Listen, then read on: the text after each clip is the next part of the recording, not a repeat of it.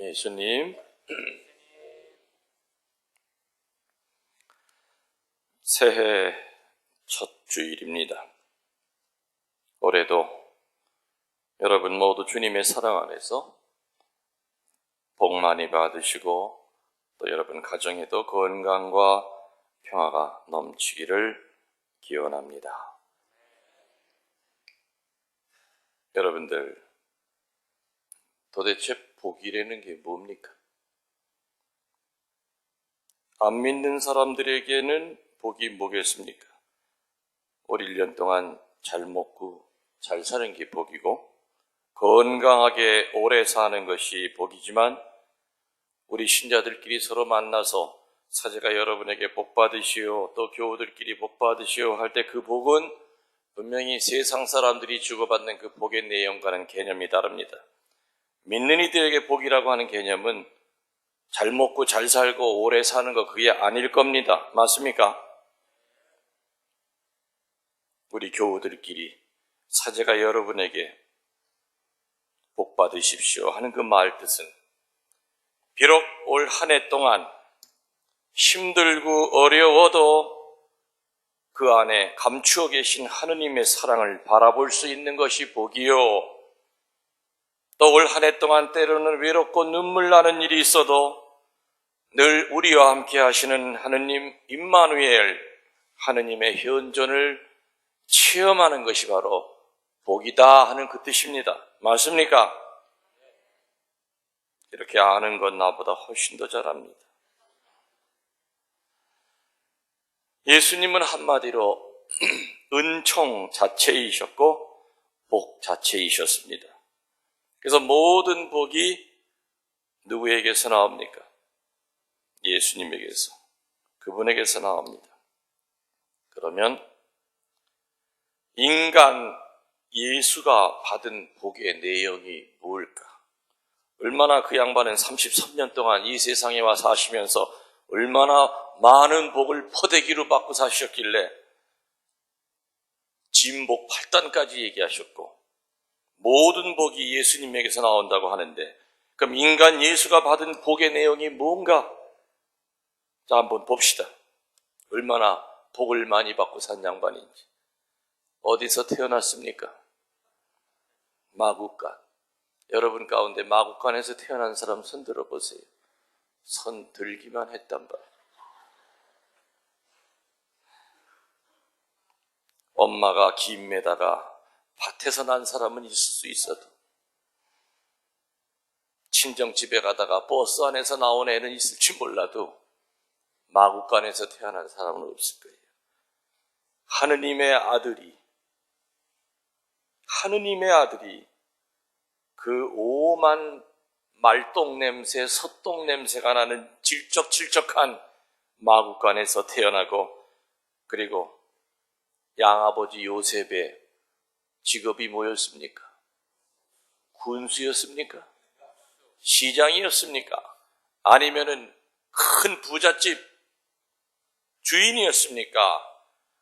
그야말로 동네마다 다니면서 상다리 부러진 거, 닭장 부러진 거 고쳐주는 그래서 간신히 연명하고 살아가는 직업으로 따지면 초라하기 이를 데 없는 목수의 아들로 성장해서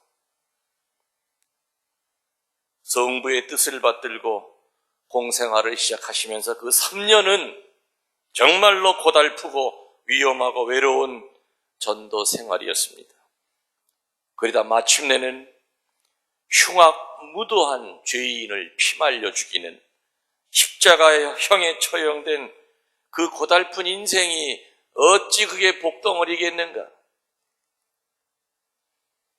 며느리가 시어머니를 설득 몇 년을 해서 절에 나가든 시어머니를 난생 처음 잘 꼬셔가지고 성당에 왔더니 집에 돌아가서는 내 다시는 성당 안 간다 그러시더래. 왜 그러세요, 어머니? 어디 그 예수라는 사람 꼬라지를 보니까 삐쩍 말라가지고 어디 복이라고는 붙은 구석이 하나도 없더라. 그래도 내가 이제껏 다녔던 절에 가봐라. 얼마나 살이 통통 찌셔가지고 그냥 토실토실하게 잘생기셨냐. 어디 그 복받을 데라고 하는 한 군데도 없는 그 사람이 어떻게 지복도 못 챙기는데 무슨 복을 우리에게 주겠느냐라고 얘기했다 그래요. 아무튼 예수님 인성의 복은 그분은 하나도 없었어요. 그러면 우리가 성모님 보러 뭐라고 그래요? 은총을 가득히 받으신 뭐라고 그래요?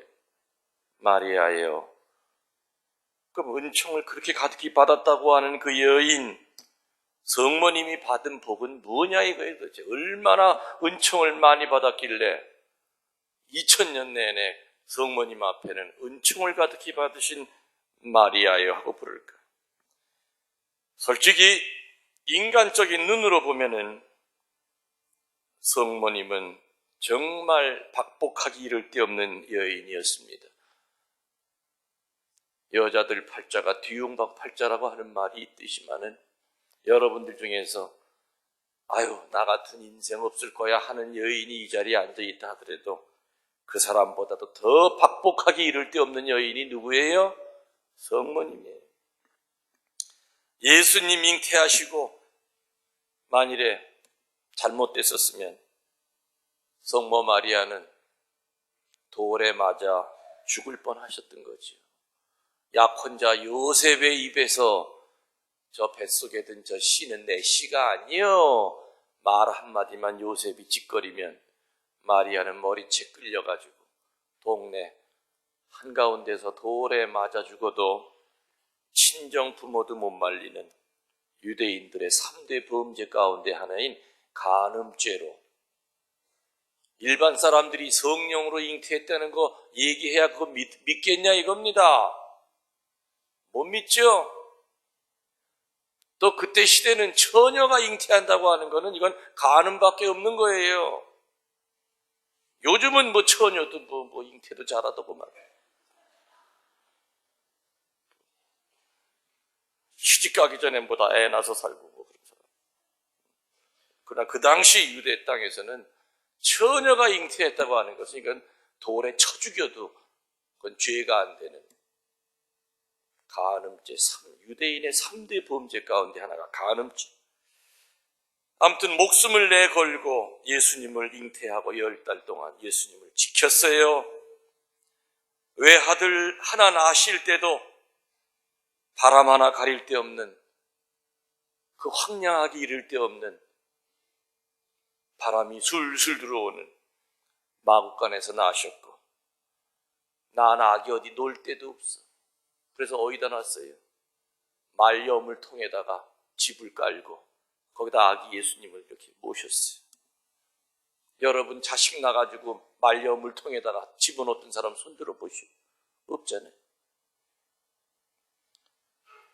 성서에 보면은 요셉의 이야기는 별로 없어요. 그 얘기 뭡니까? 요셉 성인은 일찍 돌아가신 거예요. 일찍 돌아가셨어요. 요셉 성인 얘기 별로. 그러나 요셉 성인의 가장 큰 축복은 뭐였겠어요? 그 임종하는 자리에 성모님이 옆에 계셨고 하느님의 아들 성자가 그 임종하는 자리를 지켜줬다는 거. 이게 요셉 성인이 그 남자로서 할 말이 얼마나 많았겠어요. 얼마나 요셉 성인도 인간으로 보면은 기구한 남자예요. 그걸 다 참고 성모님을 지켜주고. 요셉도 인간인데 왜 욕정이 없었겠어요. 그러나 그것을 참으면서 성모님을 정말 동정으로 살게끔 그 지켜줬던 거. 요셉 성인에게 주어진 축복은 그 임종하는 자리에 성모님이 옆에 계셨고 성자가 아들 예수가 지켜줬다는 거. 아무튼 마리아는 남편이라고 하는 요셉도 일찍 세상을 떠났습니다. 의지할 때라고는 아들 하나뿐인데 이 아들도 나이 30이 되니까 어떻게 해요? 엄마 나 떠납니다. 집을 떠나서 제자라고 하는 인간 꼬라지들을 보니까 시원찮은 놈들이야 다 나왔지. 제대로 끼니도 못 입고 방랑 선생 노릇을 하고 있고 또 들리는 얘기마다 율법학자들이 저놈 어떻게 죽여야 될까? 그런 소리는 자꾸 들려오고 저러다 길에서 또 칼에 찔려 죽지 않을까? 3년 동안도 노심초사하는 것이 성모님의 마음이었을 겁니다. 나중에는 죽어가는 아들을 눈으로 지켜봐야만 됐고 시메온의 예언대로 가슴에 칼이 박힌 듯한 아픔을 겪고 사신 그 여인이 어찌 복이 있는 여인이었겠는가. 오죽하면은 성모 통고 축일이 있을 정도로 성모 7고, 저 위에 계신 매개 성모님은 성모 7고 성모님이라고 그러죠. 성모님의 살아생전에 7개의 고통이 뭡니까? 얘기해 보세요. 첫 번째, 성모님의 첫 번째 고통. 네? 내 얼굴 쳐다보면 나와요? 뭐가 성모님의 첫 번째 고통이에요?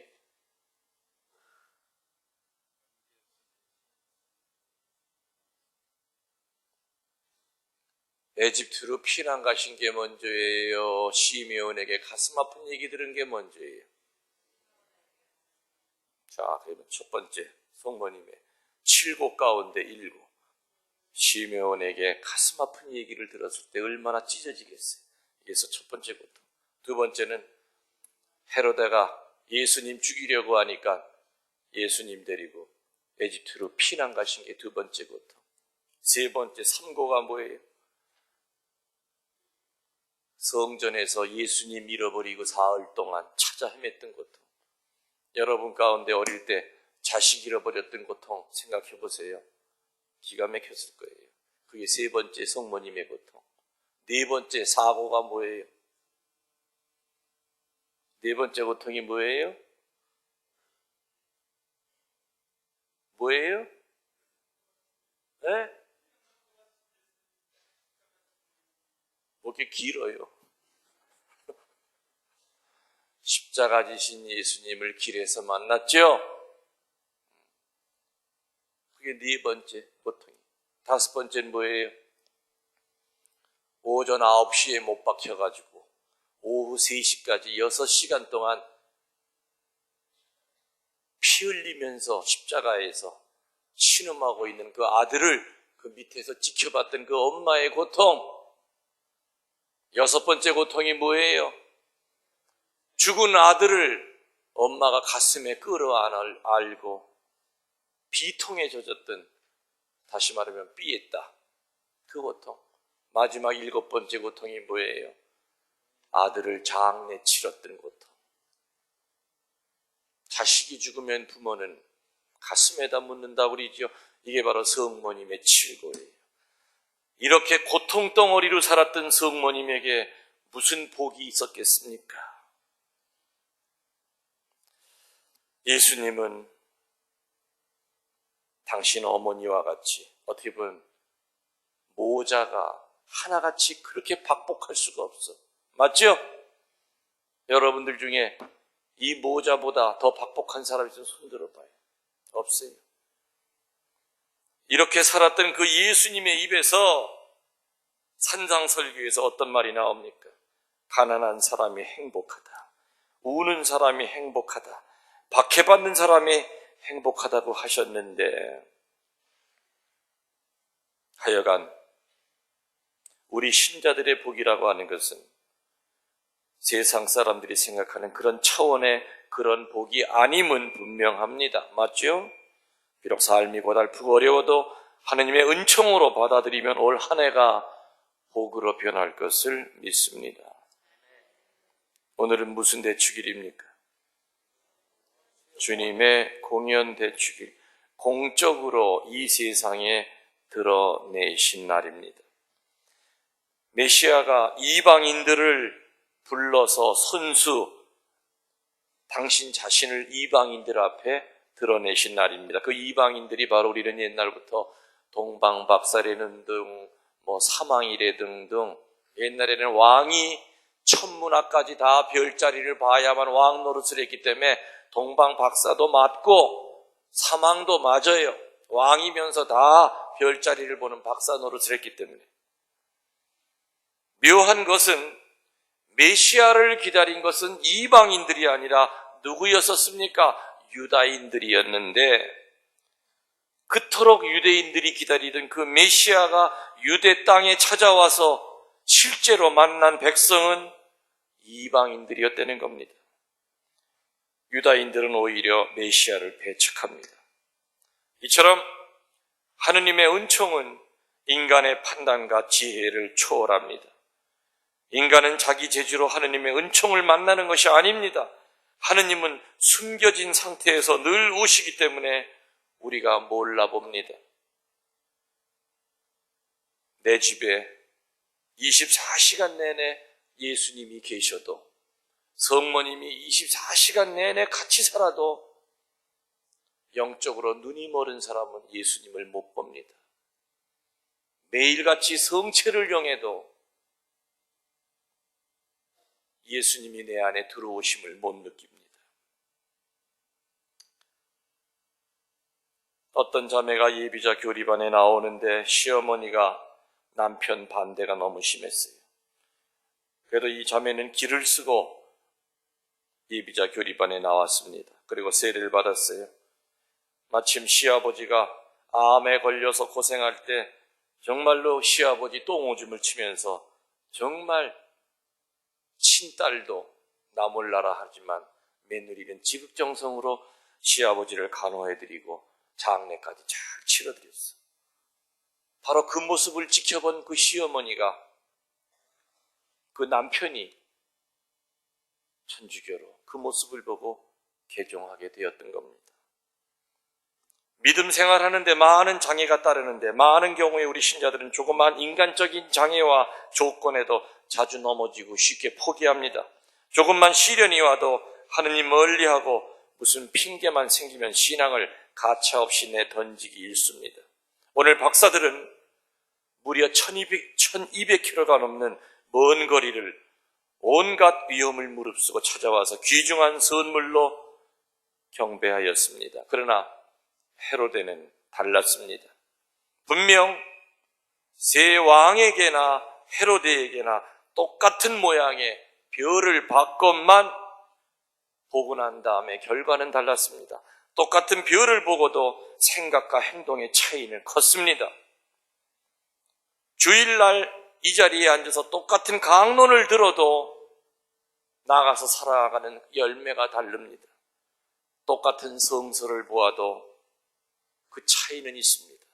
똑같이 체험을 하여도 어떤 이들은 체험한 후에 하느님께 더 가까워지기도 하지만 어떤 이들은 하느님을 원망하고 뒤로 물렀습니다. 오늘 우리들은 우리의 신앙생활을 점검해 봅시다.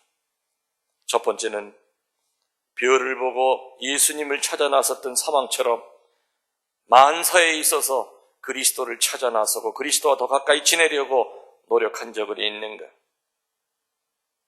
두 번째는 세 왕은 온갖 고생 끝에 그리스도를 만났습니다. 올 1년 동안 많은 어려움과 괴로움이 있다 하더라도 내 절대로 주님을 첫째 자리에 모시고 살리라고 하는 신앙적으로 담대한 마음을 가지고 살아야 됩니다. 올 1년 동안 여러분에게 주어지는 십자가 남에게 떠맡기려 하지 마십시오. 그리고 십자가가 올 때마다 우리들은 많은 걱정을 합니다. 중요한 것은 걱정은 기도가 아닙니다. 걱정은 백날 해봐야 마귀가 치고 들어오지만 기도하면 기적이 일어납니다. 우리 신자들은 많은 경우에 걱정을 기도로 착각을 합니다. 걱정은 절대 기도가 아닙니다. 걱정을 하면 어둠이 들어오지만 기도하면 기적이 일어납니다. 세 왕은 예수님을 만나기까지 사막을 건너서 산적도 만나고 오만 어려움을 겪었지만 걱정하지 않고 오로지 하늘에 떠있는 저 메시아를 나타낸 저 별을 보고 내 죽더라도 내 저 별이 머무는 곳에 가서 예수님을 만나리라 하는 그 믿음을 가지고 갔기 때문에 예수님 만난 겁니다. 그래서 만나고 난 다음에 그 어렵게 귀중하게 모셔갖고 온 선물을 드렸는데 오늘 복음에 보면 마지못해 드린 것이 아니라 뭐라고 나옵니까? 기쁘게 드렸다. 기쁘게 드려야 됩니다. 예수님에게 바치는 봉헌은 마지못해 할 수 없어서 하는 것이 아니라 정말로 기쁘게 드려야 됩니다. 선물은 눈에 보이는 예물과 눈에 안 보이는 착한 행위가 있습니다. 올 한 해 동안 여러분들 눈에 보이는 올바른 봉헌의 삶, 신자로서 하느님에게 바쳐야 될 기본적인 거, 헌금, 교모금 할 때마다 그 안에 정성이 들어가 있어야 됩니다. 마지못해 해서는 안 됩니다. 심는 대로 거둔다고 하는 말뜻을 깨달아야 됩니다. 그리고 외적으로 드러난 예물, 바로 선행의 예물 드려야 됩니다.